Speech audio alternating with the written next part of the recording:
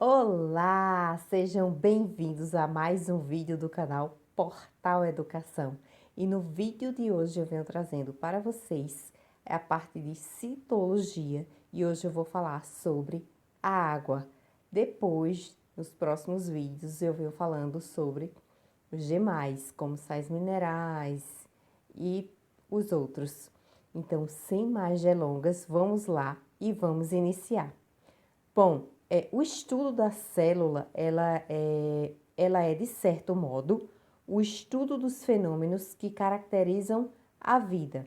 Então, isto porque todos os seres vivos têm uma estrutura celular.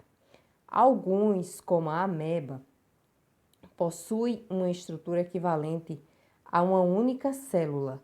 Outros, como certas algas, tem o corpo formado por um filamento de células.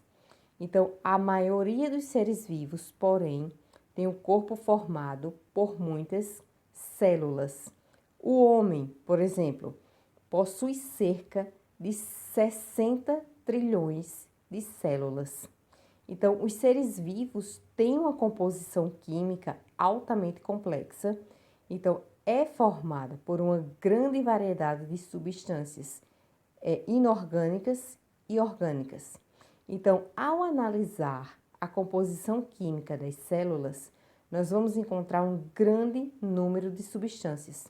Então, embora a proporção encontrada dessas substâncias varie para diferentes tipos de células e tecidos, elas podem ser agrupadas em duas grandes classes de compostos, os inorgânicos e os orgânicos. Então, as substâncias inorgânicas são representadas pela água e pelos sais minerais, e as substâncias orgânicas pelas proteínas, enzimas, glicídios, lipídios, ácidos nucleicos, vitaminas e hormônios. Então, as moléculas orgânicas são formadas por carbono e hidrogênio e podem conter outros tipos de átomos, sendo que os mais comuns são o oxigênio e o nitrogênio. Frequentemente aparecem na forma de cadeias de átomos de carbono, mais ou menos longas, e podem ser reunidas em grupos que correspondem às chamadas funções químicas. Então, cada função é caracterizada pelos tipos de átomos presentes e pela maneira como eles estão arrumados no espaço. Então, isso faz com que as moléculas de uma determinada função tenham propriedades químicas semelhantes. Então, a água ela é a substância mais abundante na constituição dos seres vivos.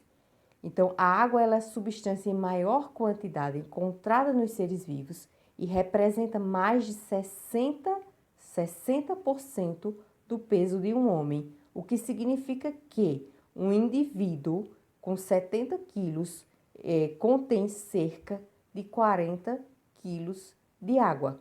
Então, essa quantidade ela varia de acordo com a idade e o tipo de tecido. Assim, uma criança ela tem mais água do que um adulto e este tem mais água do que uma pessoa idosa.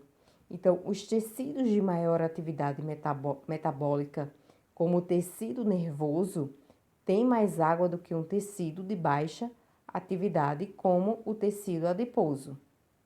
Então, a perda de água ou desidratação causada por febre, por diarreia ou vômitos representa uma séria ameaça à vida do indivíduo.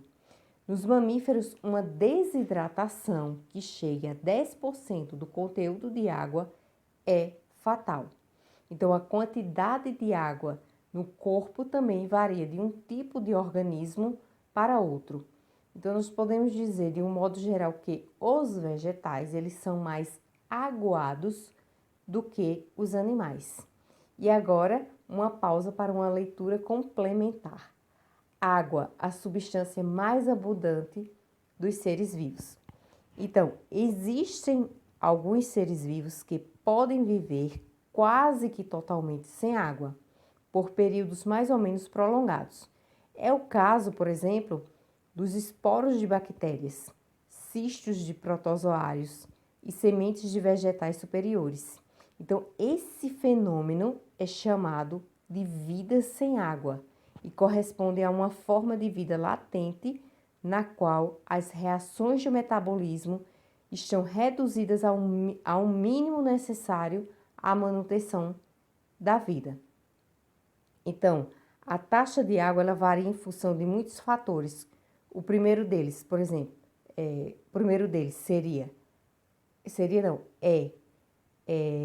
com a atividade metabólica, sendo maior em tecidos de metabolismo mais alto, com a idade. O encéfalo do embrião ele tem 92% de água, enquanto a do adulto, 78%. Com a espécie, 65% na espécie humana e 98% nas águas vivas. E os principais papéis biológicos da água são, então assim, a água é um excelente solvente para um grande número de substâncias celulares, que são transportadas por ela. A evaporação da água em superfícies vegetais e animais promove seu arrefecimento. Então, os principais papéis biológicos da água são constitui o dispersante, tanto de substâncias inorgânicas quanto também de muitas moléculas orgânicas celulares. Todas as reações químicas de natureza biológica ocorrem em estado de solução. É fácil compreender a importância desse solvente universal. Então, tem importante participação nos processos de transporte de substâncias, tanto intra quanto extracelularmente, alimentos, oxigênio, gás carbônico e excretas se difundem na água e por ela são transportados. Então, a água é importante fator na regulação do equilíbrio térmico. O excesso de calor poderá ser dissipado, por exemplo, pela evaporação da água na pele.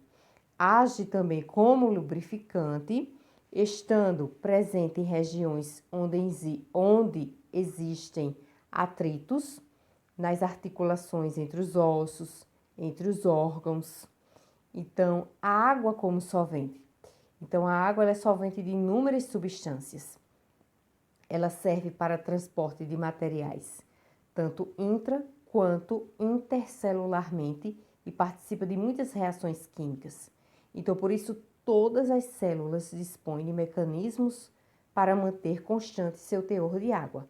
Então, a molécula de água ela é composta por 2 átomos de hidrogênio e 1 de oxigênio, que fazem um ângulo de cerca de 105 graus.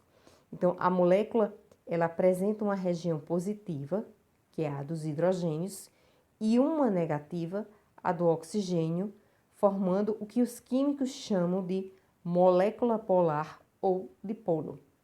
Devido a essa estrutura, a água possui uma série de propriedades importantes para os seres vivos, como, por exemplo, seu caráter dissolvente, ou seja, a grande capacidade de dissolver vários tipos de substâncias, sais minerais, como cloreto de sódio, proteínas, açúcares.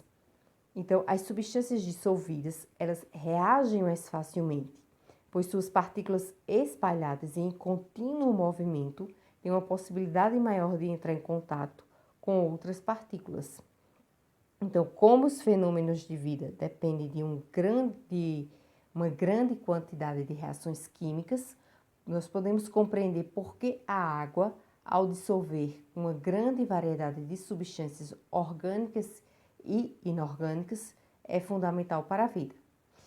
E você sabia? Vamos para o nosso momento. Você sabia? Então, você sabia que o aparecimento da vida em nosso planeta dependeu de 2 condições fundamentais: da capacidade dos átomos de carbono formarem longas cadeias, originando assim toda a imensa variedade de moléculas de nosso organismo, e da presença de água com sua capacidade de dissolver substâncias e permitir as reações químicas que sustentam os seres vivos. Então, por isso, a presença de vida em outros planetas, pelo menos da forma como a conhecemos, depende da presença de água ou de outro líquido de propriedades semelhantes. Então, neste caso, o mais forte candidato é a amônia, que é capaz de dissolver mais ou menos os mesmos tipos de compostos que a água. Então, no entanto, a amônia é um gás que somente se liquefaz a temperatura de menos 33 ou 35 graus. Então, nesta temperatura, as reações químicas presentes nos seres vivos que conhecemos ocorreriam com velocidade muito lenta ou nem mesmo ocorreriam, dificultando o sucesso desses seres vivos. Mas, afinal, por que suamos em um dia quente? Bom, outra propriedade da água, que é consequência de sua estrutura, está relacionada com a regulação da temperatura dos organismos. Então, a água ela é capaz de absorver ou perder grandes quantidades de calor sem esquentar ou esfriar muito. Então, como os seres vivos contêm muita água, essa propriedade permite que sua temperatura não varie muito durante a entrada ou a saída de calor. Por outro lado, a quantidade de calor necessária para provocar a evaporação da água é muito alta. Então, isso significa que o quê? Que quando ela evapora, retira muito calor do ambiente. Então, nós não podemos dizer que todos os seres vivos aproveitem essa propriedade, mas os mamíferos desenvolveram um mecanismo muito eficiente para controlar a temperatura, evaporando a água. Então, quando a temperatura do ambiente ultrapassa determinados valores, ou quando o corpo esquenta devido a um exercício físico, as glândulas sudoríparas eliminam o suor. Então, a água contida no suor evapora, roubando o calor da pele, o que impede que a temperatura do corpo se eleve muito.